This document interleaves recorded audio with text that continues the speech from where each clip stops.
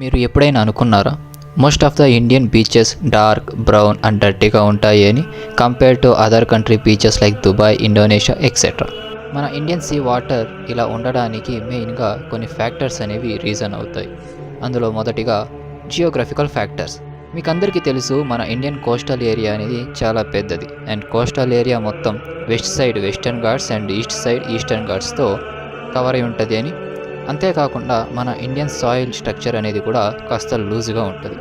దీనితో పాటు మన ఇండియాలో రెయిన్ఫాల్ అనేది కూడా కాస్త ఎక్కువే అండ్ రివర్స్ కూడా ఫాస్ట్ ఫ్లోయింగ్ రివర్స్. సో ఎప్పుడైతే రెయిన్ పడుతుందో అప్పుడు మోర్ క్వాంటిటీ ఆఫ్ సాయిల్ అనేది మౌంటైన్స్ మీదుగా వచ్చి రివర్లో కలిసిపోతుంది. సో దీనివల్ల రివర్ వాటర్ అనేది ఎప్పుడైతే సీలో కలుస్తుందో అప్పుడు ఆ సీ అనేది ఆ సీ వాటర్ అనేది మనకి బ్రౌన్గా కనపడుతుంది. Next sedimentation. ఆల్రెడీ చెప్పినట్టే మన ఇండియాలో reverse fast flowing and rainfall కూడా ఎక్కువే.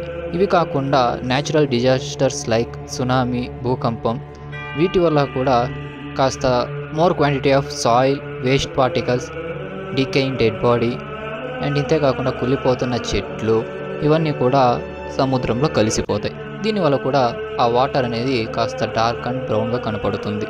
Next pollution. మన ఇండియాలో industrial waste and human waste అనేది చాలానే ప్రొడ్యూస్ అవుతుంది. ఇందులో మెయిన్గా అయితే ప్లాస్టిక్ వేస్ట్. మన ఇండియాలో పర్ ఇయర్ ఏం లేదు అన్నా కూడా 11 metric tons of plastic waste అనేది ప్రొడ్యూస్ అవుతుంది.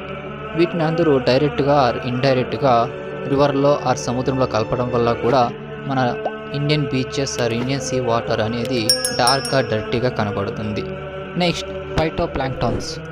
మన ఇండియన్ సీ వాటర్ కాస్త హాట్గా ఉండటం వల్ల అక్కడ ఫోటో ప్లాంక్టన్స్ అనే చిన్న చిన్న మొక్కలు పెరుగుతాయి.